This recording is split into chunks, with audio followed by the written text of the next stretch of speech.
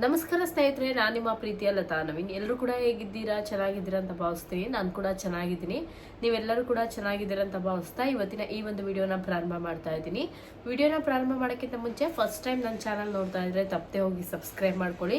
Video ಇಷ್ಟ ಆದಲ್ಲಿ like ಮಾಡಿ, ಶೇರ್ ಮಾಡಿ, ಹಾಗೆ ನಿಮ್ಮ ಫ್ರೆಂಡ್ಸ್ ಆ್ಯಂಡ್ ಫ್ಯಾಮಿಲಿ ಜೊತೆಗೆ ಈ ಒಂದು ವಿಡಿಯೋನ ಹಂಚ್ಕೊಳ್ಳಿ ಅಂತ ಹೇಳ್ತಾ ಇವತ್ತಿನ ಈ ಒಂದು ವಿಡಿಯೋನ ಪ್ರಾರಂಭ ಮಾಡೋಣ. ಸ್ನೇಹಿತರೆ, ಗೃಹಲಕ್ಷ್ಮಿ ಯೋಜನೆ ಹಣ 5 ಗಂಟೆಯಿಂದ ಖಾತೆಗಳಿಗೆ ಜಮಾ ಆಗಿದೆ ಅಂತ ಹೇಳಿ ನಾನು ನಿನ್ನೆ ಒಂದು ವಿಡಿಯೋನ ಅಪ್ಲೋಡ್ ಮಾಡಿದ್ದೆ. ಹೌದು, ಗೃಹಲಕ್ಷ್ಮಿ ಯೋಜನೆಯ 2,000 ಹಣ ಖಾತೆಗಳಿಗೆ ಜಮಾ ಆಗಲಿಕ್ಕೆ ಪ್ರಾರಂಭವಾಗಿದೆ. ಇವತ್ತು ಬೆಳಗ್ಗೆ 10 ಗಂಟೆಯಿಂದಲೇ ತುಂಬಾ ಜನ ಮಹಿಳೆಯರಿಗೆ ಹಣ ಬರ್ತಾ ಇದೆ ಅಂತ ಕೂಡ ನಿಮ್ಮೆಲ್ಲರಿಗೂ ಕೂಡ ಗೊತ್ತಿರುವಂತ ವಿಚಾರ. ಇದ್ರ ಬಗ್ಗೆ ಒಂದಿಷ್ಟು ಕ್ಲಾರಿಟಿಯನ್ನ ಕೊಡ್ತೀನಿ. ಯಾವ ಯಾವ ಜಿಲ್ಲೆಗಳಿಗೆ ಹಣ ಬಂದಿದೆ, ಯಾವ ಯಾವ ಜಿಲ್ಲೆಗಳಿಗೆ ಹಣ ಬರೋದು ಪೆಂಡಿಂಗ್ ಇದೆ, ಹಾಗೇನೆ ಗೃಹಲಕ್ಷ್ಮಿ ಯೋಜನೆಯ ಹೊಸದಾಗಿ ಅರ್ಜಿಯನ್ನ ಹಾಕೋರು ಯಾವಾಗ ಹೋಗಿ ಅರ್ಜಿಯನ್ನ ಹಾಕಬೇಕು, ಹೋಗಿ ಏನು ಅರ್ಜಿಯನ್ನು ಹಾಕಬೇಕು, ಯಾವ ದಿನಾಂಕದಂದು ಹೋಗಿ ಅರ್ಜಿ ಹಾಕಬೇಕು ಅನ್ನೋದ್ರ ಬಗ್ಗೆ ಕ್ಲಾರಿಟಿ ಕೊಡ್ತೀನಿ. ವಿಡಿಯೋನ ಎಲ್ಲೂ ಕೂಡ ಸ್ಕಿಪ್ ಮಾಡದೆ ಕೊನೆವರೆಗೂ ನೋಡಿ. ಅರ್ಧಂಬರ್ಧ ವಿಡಿಯೋ ನೋಡಿದ್ರೆ ಪೂರ್ತಿಯಾಗಿರುವಂಥ ಮಾಹಿತಿ ಸಿಗೋದಿಲ್ಲ. ಪೂರ್ತಿ ವಿಡಿಯೋಗಳನ್ನ ನೋಡಿ ಪೂರ್ತಿ ಇನ್ಫಾರ್ಮೇಶನ್ ತಿಳ್ಕೊಳ್ಳಿ ಅಂತ ಹೇಳ್ತಾ ಇವತ್ತಿನ ಈ ಒಂದು ವಿಡಿಯೋನ ಪ್ರಾರಂಭ ಮಾಡೋಣ. ಸ್ನೇಹಿತರೆ, ಮೊದಲನೇದಾಗಿ ಹೇಳಬೇಕು ಅಂದರೆ ಗೃಹಲಕ್ಷ್ಮಿ ಯೋಜನೆ ಬಹಳ ದೊಡ್ಡ ಯೋಜನೆ. ಈ ಯೋಜನೆ ಅಡಿಯಲ್ಲಿ ಕೋಟ್ಯಾಂತರ ಜನ ಮಹಿಳೆಯರು ಉಪಯೋಗವನ್ನು ಪಡ್ಕೊತಾ ಇದ್ದಾರೆ. ಕೆಲವೊಂದಿಷ್ಟು ಕಡೆಯಲ್ಲಿ ನಿಮ್ಗೆ ಗೊತ್ತಿರುತ್ತೆ, ಸ್ವಲ್ಪ ಜನಕ್ಕೆ ಹಣ ಬಂದಿದೆ, ಸ್ವಲ್ಪ ಜನಕ್ಕೆ ಹಣ ಬಂದಿಲ್ಲ ಅನ್ನೋದು ಒಂದಿಷ್ಟು ಗೊಂದಲ ಕೂಡ ಇದೆ. ಸ್ವಲ್ಪ ಜನಕ್ಕೆ ಹಣ ಕ್ರೆಡಿಟ್ ಆಗಿದೆ ಗೃಹಲಕ್ಷ್ಮಿ ಯೋಜನೆ, ಸ್ವಲ್ಪ ಜನಕ್ಕೆ ಹಣ ಕ್ರೆಡಿಟ್ ಆಗಿಲ್ಲ. ಇದರ ಗೊಂದಲಗಳ ನಡುವೆ ತುಂಬಾ ಜನ ಹೇಳುವಂಥದ್ದು, ನಮ್ಮ ಗೃಹಲಕ್ಷ್ಮಿ ಯೋಜನೆ ಹಣನೇ 27ನೇ ಕಂತಿಂದ ಬಂದಿಲ್ಲ, 28ನೇ ಕಂತಿಂದ ಹಣ ಬಂದಿಲ್ಲ ಅಂತ. ನನ್ನ ವಿಡಿಯೋನ ನೋಡ್ತಾ ಇರೋರು ತುಂಬಾ ಜನ ಈ ಕಮೆಂಟ್ಗಳನ್ನ ಮಾಡಿದ್ದೀರಾ. ಕೆಲವರು ನಮಗಿಲ್ಲ 30ನೇ ಕಂತು ಬಂದಿದೆ, 31ನೇ ಕಂತು ಹಣ ಬಂದಿದೆ ಅಂತ ಕೂಡ ಕಮೆಂಟ್ ಮಾಡಿದ್ದೀರಾ. ನೀವೇನಾದ್ರು ಟ್ಯಾಕ್ಸ್ ಪೇಯರ್ ಆಗಿಲ್ಲ ಅಂದ್ರೆ ನಿಮ್ಗೆ ಹಣ 100% ಬರುತ್ತೆ. ಟ್ಯಾಕ್ಸ್ ಪೇಯರ್ ಆಗಿದ್ರೆ ಇದನ್ನ ಸರ್ಕಾರನೇ ಹೋಲ್ಡ್ ಆನ್ ಮಾಡಿ ನಿಮಗೆ ಗೃಹಲಕ್ಷ್ಮಿ ಯೋಜನೆ ಹಣವನ್ನ ಕ್ಯಾನ್ಸಲ್ ಮಾಡಿರುತ್ತೆ. ಇದನ್ನೆಲ್ಲದನ್ನು ಪರಿಗಣನೆಯಲ್ಲಿ ಇಟ್ಕೊಂಡು ಗೃಹಲಕ್ಷ್ಮಿ ಯೋಜನೆಯ ಬಗ್ಗೆ ವಿಚಾರವನ್ನ ಮಾಡ್ತಾ ಹೋದ್ರೆ ಈಗ ನೋಡ್ಬೋದು, ಈಗ ತುಂಬಾನೇ ಈ ವಿಚಾರ ಈಗ ಡಿ.ಕೆ. ಶಿವಕುಮಾರ್ ಸರ್ ಅಂತೂ ಪ್ರಮಾಣ ವಚನ ಸ್ವೀಕರಿಸಿದ ಮೇಲೆ ಗೃಹಲಕ್ಷ್ಮಿ ಯೋಜನೆ ಹಣದ ಬಗ್ಗೆ ಸಾಕಷ್ಟು ಚರ್ಚೆಗಳು ನಡೀತಾ ಇದೆ ಅಂತಾನೆ ಹೇಳ್ಬೋದು. ಮುಂಚೆ ಎಲ್ಲ 5,000 ರೂಪಾಯಿ ಹಣ ಬರುತ್ತೆ ಅಂತ ಹೇಳಿದ್ರು, ಅದು ಸುಳ್ಳು ವಿಚಾರ ಅನ್ನೋದು ನಿಮ್ಮೆಲ್ಲರಿಗೂ ಕೂಡ ಗೊತ್ತಿದೆ.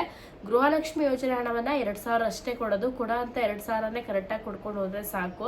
5,000 ರೂಪಾಯಿ ಯಾವ ಆಸೆನೂ ಕೂಡ ನಮ್ಮ ಜನರಿಗಿಲ್ಲ ಅಂತಾನೆ ಹೇಳ್ಬೋದು. ಅದನ್ನ ಸತ್ಯ ಕೂಡ ಹೌದು. ಯಾಕಂದ್ರೆ ಕೊಡುವಂತ 2,000 ರೂಪಾಯಿನೇ ಟೈಮಿಗೆ ಸರಿಯಾಗಿ ಮಂತ್ಲಿ ಹಣವನ್ನ ಹಾಕ್ತಾ ಇಲ್ಲ ಅವರು.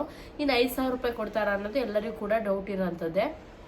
ಈಗ ಗ್ಯಾಸಿನ ಬೆಲೆಯೂ ಕೂಡ ತುಂಬಾನೇ ಹೆವಿ ಆಗಿದೆ ಅಂತಾನೆ ಹೇಳ್ಬೋದು. ಇದನ್ನೆಲ್ಲ ಗಮನಿಸ್ತಾ ಹೋದ್ರೆ ತುಂಬಾ ಜನ ಹೇಳ್ತಾ ಇದ್ದಾರೆ, ಗೃಹಲಕ್ಷ್ಮಿ ಯೋಜನೆ ಹಣ ಬೇಡ, ನಮಗೆ ಪ್ರತಿ ತಿಂಗಳು ತಿಂಗಳಿಗೊಂದು ಗ್ಯಾಸ್ ಅಂತ ಕೊಟ್ರೆ ಸಾಕು, ಅದೇ ಸಾಕು, 2,000 ರೂಪಾಯಿ ಹಣ ಕ್ಯಾನ್ಸಲ್ ಆಗಲಿ ಅಂತ ಕೂಡ ತುಂಬಾ ಜನ ಹೇಳ್ತಾ ಇದ್ದಾರೆ.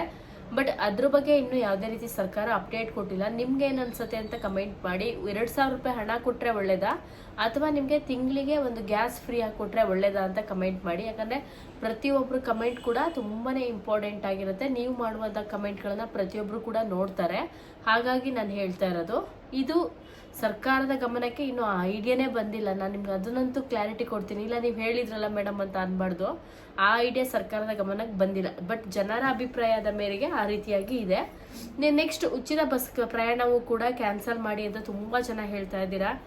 ಅದು ಕೂಡ ಅದ್ರ ಬಗ್ಗೆ ಕೂಡ ಈಗ ಸದ್ಯದಲ್ಲಿ ನಡೀತಾ ಇದೆ. ಅದನ್ನು ಕೂಡ ಎಲ್ಲೂ ಕೂಡ ಕ್ಯಾನ್ಸಲ್ ಮಾಡಿಲ್ಲ. ಇದನ್ನೆಲ್ಲ ಹೊರತುಪಡಿಸಿದ್ರೆ ಗೃಹಲಕ್ಷ್ಮಿ ಯೋಜನೆಗೆ ಅರ್ಜಿಯನ್ನು ಎಲ್ಲಿ ಹಾಕಬೇಕು ಅಂತ ನೀವು ಕೇಳೋದಾದ್ರೆ, ಅರ್ಜಿಯನ್ನ ಹಾಕುವಂಥದ್ದು 100% ನಿಜ. ಎಲ್ಲಿ ಹಾಕಬೇಕು, ಯಾವಾಗ ಹಾಕಬೇಕು ಅನ್ನೋದ್ರ ಬಗ್ಗೆ ಇನ್ನು ಡಿ.ಕೆ. ಶಿವಕುಮಾರ್ ಸರ್ ಅವರು ಕ್ಲಾರಿಟಿಯನ್ನ ಕೊಟ್ಟಿಲ್ಲ. ಅರ್ಜಿಯನ್ನ ಹಾಕುವಂಥದ್ದು ಬ್ಯಾಂಗ್ಳೂರ್ವನ್ನೋ ಕರ್ನಾಟಕವನ್ನೋ ಅಥವಾ ಗ್ರಾಮವನ್ನೆಲ್ಲ ಇರುತ್ತೆ. ಬಟ್ ಹೋಗುವಾಗ ಆಧಾರ್ ಕಾರ್ಡ್ ಹಾಗೇನೆ ನಿಮ್ಮ ರೇಷನ್ ಕಾರ್ಡ್ನ ತಗೊಂಡು ಹೋದ್ರೆ ಸಾಕು, ಅರ್ಜಿಯನ್ನ ಹಾಕಿರಂತೆ. ಆದ್ರೆ ಈಗ ಅರ್ಜಿಯನ್ನ ಹಾಕುವ ದಿನಾಂಕವನ್ನು ಕೂಡ ಸರ್ಕಾರ ಎಲ್ಲೂ ಕೂಡ ಇವತ್ತಿಗೆ ಹಾಕಬೇಕು ಅಂತ ಹೇಳಿ ಎಲ್ಲೂ ಕೂಡ ಒಂದು ಕ್ಲಾರಿಟಿಯನ್ನ ಕೊಟ್ಟಿಲ್ಲ. ಆದ್ರೆ ಅರ್ಜಿಯನ್ನ ಹಾಕ್ಸೋದು 100% ಫಿಕ್ಸ್ ಆಗಿದೆ. ಎಷ್ಟೋ ಜನರ ಲಕ್ಷದ ಅರ್ಜಿಗಳು, ಗೃಹಲಕ್ಷ್ಮಿ ಅರ್ಜಿಗಳು ಕ್ಯಾನ್ಸಲ್ ಆಗಿದೆ. ಕಾರಣ ಒಂದೇ, ಟ್ಯಾಕ್ಸ್ ಪೇಯರು. ಇದ್ರ ಜೊತೆಗೆ ಏನಂತ ಅಂದ್ರೆ ತುಂಬಾ ಜನ ತೀರು ಹೋಗಿದ್ದಾರೆ, ಆದ್ರೂ ಕೂಡ ಹಣವನ್ನ ಪಡ್ಕೊಂತಾ ಇದ್ದಾರೆ. ಇವೆಲ್ಲವೂ ಕಾರಣಗಳಿಂದ ಮಾಡುವಂಥದ್ದು.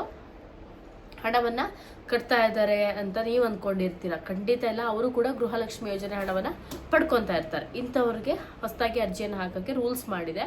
ಬಟ್ ಅರ್ಜಿಯನ್ನು ಹಾಕ್ಬೇಕಾದ್ರೆ ಪ್ರತಿಯೊಬ್ಬರು ಕೂಡ ಅರ್ಜಿಯನ್ನು ಹಾಕಬೇಕು. ಆದರೆ ಇನ್ನೂ ಕೂಡ ಡೇಟನ್ನು ಕನ್ಫರ್ಮ್ ಮಾಡಿಲ್ಲ, ನೆನಪಿನಲ್ಲಿ ಇಟ್ಕೊಳ್ಳಿ ಸ್ನೇಹಿತರೆ. ಇದನ್ನು ಹೊರತುಪಡಿಸಿದ್ರೆ ಗೃಹಲಕ್ಷ್ಮಿ ಯೋಜನೆ ಹಣ, ಹೌದು ಗೃಹಲಕ್ಷ್ಮಿ ಯೋಜನೆ ಹಣ ಕೆಲವೊಂದಿಷ್ಟು ಜನಕ್ಕೆ ಯಾರ್ಯಾರಿಗಿನ್ನೂ ಬಂದಿರಲಿಲ್ಲ ನೋಡಿ, ಅವರಿಗೆಲ್ಲ ಬಿಡುಗಡೆ ಆಗಿದೆ.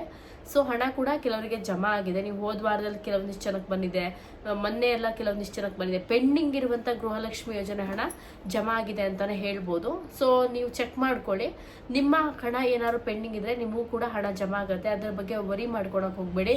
ನಮ್ಗೆ ಹಣ ಬರುತ್ತಾ ಇಲ್ವಾ ಅಥವಾ ನಮ್ಗೆ ಬರೋದೇ ಇಲ್ವಾ ಗೃಹಲಕ್ಷ್ಮಿ ಯೋಜನೆ ಹಣ ಅಂತ ವರಿ ಮಾಡ್ಕೋಬೇಡಿ. ಪೆಂಡಿಂಗ್ ಇರುವಂಥವ್ರಿಗೆ ಗೃಹಲಕ್ಷ್ಮಿ ಯೋಜನೆ ಹಣ ಬರುವಂಥದ್ದು 100% ನಿಜ ಆಗಿರುತ್ತೆ. ಮತ್ತೆ ನೀವು ಕೇಳ್ಬೋದು ಎಷ್ಟು ದಿನಕ್ಕೊಮ್ಮೆ ಗೃಹಲಕ್ಷ್ಮಿ ಯೋಜನೆ ಹಣ ಬರುತ್ತೆ ಅಂತ. ಇಲ್ಲಿ ತಿಂಗಳಿಗೆ ಒಂದ್ಸರಿ ಗೃಹಲಕ್ಷ್ಮಿ ಯೋಜನೆ ಹಣ ಬರುತ್ತೆ ಅಂತ ಸರ್ಕಾರ ಹೇಳಿದ್ದು. ಆದರೆ ಕೆಲವೊಂದ್ಸರಿ ತಿಂಗಳಿಗೆ ಒಂದ್ಸರಿನೂ ಬರುತ್ತೆ, 2 ತಿಂಗಳಿಗೆ ಒಂದ್ಸರಿನೂ ಬರುತ್ತೆ, 3 ತಿಂಗಳಿಗೆ ಒಂದ್ಸರಿನೂ ಬರುತ್ತೆ. ಬಟ್ ಕರೆಕ್ಟಾಗಿ ಅಪ್ಡೇಟನ್ನು ಕೊಟ್ಟಿಲ್ಲ ಅವರು. ಅಂದರೆ ಇಲ್ಲಿ ಪ್ರತಿ ತಿಂಗಳು ಬರುತ್ತೆ ಅಂತ ಸ್ಟಾರ್ಟಿಂಗಲ್ಲ ಹೇಳಿದ್ರು. ಈಗ ನಿಮಗೆ ಗೊತ್ತಿದೆ ಎಷ್ಟು ಡಿಲೇ ಮಾಡ್ತಾ ಇದ್ದಾರೆ, ಎಷ್ಟು ತಡ ಮಾಡ್ತಾ ಇದ್ದಾರೆ ಅಂತ. ಇದಂತೂ ಬಹಳವಾದ ಅಪ್ಡೇಟು. ಹಾಗೆಯೇ ನಿಮಗೆ ಗೃಹಲಕ್ಷ್ಮಿ ಯೋಜನೆ ಹಣ ಟ್ಯಾಕ್ಸ್ ಪೇಯರ್ ಆದವರಿಗೆ ಬರದೇ ಇರೋದು ಎಷ್ಟು ಒಳ್ಳೇದಾ ಅಥವಾ ಕೆಟ್ಟದಾ ಅನ್ನೋದನ್ನ ಕಮೆಂಟ್ ಮಾಡಿ. ಪ್ರತಿಯೊಬ್ಬರು ಕೂಡ ವೋಟನ್ನು ಹಾಕಿರ್ತಾರೆ, ಆದರೆ ಯಾರು ಅರ್ಹ ಫಲಾನುಭವಿಗಳು ಅನ್ನೋದ್ರ ಬಗ್ಗೆ ಅವರು ಮುಂಚಿತವಾಗಿ ಡಿಸೈಡ್ ಮಾಡಿದ್ರು ಕೂಡ ತುಂಬ ಜನ ನೀವು ನೋಡ್ಬೋದು ಗೃಹಲಕ್ಷ್ಮಿ ಯೋಜನೆಗೆ ಅರ್ಜಿಯನ್ನು ಹಾಕಿರುವಂಥದ್ದು. ಹಾಗೆ ಗೃಹ ಜ್ಯೋತಿ ಯೋಜನೆಗೂ ನೀವು ಮತ್ತೊಮ್ಮೆ ಅರ್ಜಿಯನ್ನು ಹಾಕಬೇಕಾಗತ್ತೆ. ಯಾವ ಕಾರಣದಿಂದ ಅಂದರೆ ತುಂಬ ಜನ ಅಂಗಡಿ ಮುಂಗಟ್ಟುಗಳಿಗೆ ನೀವು ನೋಡ್ತಾ ಇರ್ಬೋದು, ನಿಮ್ಮ ಮನೆ ಹತ್ರ ಅಂಗಡಿ ಇರುತ್ತೆ, ಅವ್ರ ಮನೆನೂ ಅಲ್ಲೇ ಪಕ್ಕ ಮಾಡ್ಕೊಂಡಿರ್ತಾರೆ, ಅಂಗಡಿನೂ ಅಲ್ಲೇ ಪಕ್ಕ ಮಾಡ್ಕೊಂಡಿರ್ತಾರೆ. ಅವರೆಲ್ಲ ಏನು ಮಾಡಿದ್ದಾರೆ, ಈ ಕರೆಂಟನ್ನು ಫ್ರೀ ಆಗಿ ಆ ಕರೆಂಟನ್ನು ಕೂಡ ಗೃಹ ಜ್ಯೋತಿ ಯೋಜನೆಗೆ ಆ್ಯಡ್ ಆನ್ ಮಾಡಿಕೊಂಡು 0 ಕರೆಂಟ್ ಬಿಲ್ ಬರುವಂಥದ್ದು ಅಥವಾ ಕಡಿಮೆ ಬಿಲ್ ಬರುವ ಹಾಗೆ ಮಾಡ್ಕೊಂಡಿದ್ದಾರೆ. ಇದು ಕೂಡ ಸರ್ಕಾರದ ಗಮನಕ್ಕೆ ಬಂದಿರೋದ್ರಿಂದ ಸೊ ಗೃಹಲಕ್ಷ್ಮಿ ಯೋಜನೆ ಮತ್ತು ಗೃಹ ಜ್ಯೋತಿ ಯೋಜನೆಗೆ ಮತ್ತೊಮ್ಮೆ ಅರ್ಜಿ ಹಾಕುವಂಥ ಕೆಲಸವನ್ನು ಮಾಡಿದೆ ಸರ್ಕಾರ. ಬಟ್ ಅರ್ಜಿಯನ್ನು ಹಾಕೋದಂತೂ 100% ನಿಜ. ಬಟ್ ಯಾವಾಗಿಂದ ಅನ್ನೋದು ಒಂದು ಡೌಟ್ ಇದೆ ಸ್ನೇಹಿತರೆ. ಇದನ್ನು ನೀವು ಕೂಲಂಕುಷವಾಗಿ ಚೆಕ್ ಮಾಡಬೇಕಾಗತ್ತೆ. ಪಂಡಿತ್ ಶ್ರೀ ಶಿವರಾಜ್ ಎಸ್ ಗುರೂಜಿ ಅವರು ನಿಮ್ಮಲ್ಲಿ ಯಾವುದೇ ರೀತಿ ಸಮಸ್ಯೆ ಇದ್ದರೂ ಕೂಡ ಒಂದೇ ದಿನದಲ್ಲಿ 100% ರಿಸಲ್ಟನ್ನು ಕೊಡ್ತಾರೆ. ಈಗಲೇ ಸ್ಕ್ರೀನ್ ಮೇಲೆ ಕಾಣ್ತಿರುವಂಥ ಈ ನಂಬರಿಗೆ ಕಾಲ್ ಮಾಡಿ ಚೆಕ್ ಮಾಡಿ.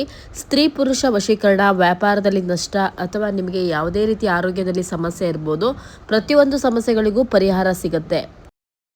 ಇದಿಷ್ಟು ಗೃಹಲಕ್ಷ್ಮಿ, ಗೃಹ ಜ್ಯೋತಿ ಹಾಗೆಯೇ ಉಚಿತ ಬಸ್ ಪ್ರಯಾಣದ ಬಗ್ಗೆ ಒಂದು ಕ್ಲಾರಿಟಿ ಸಿಕ್ತು ಅನ್ಕೊತೀನಿ.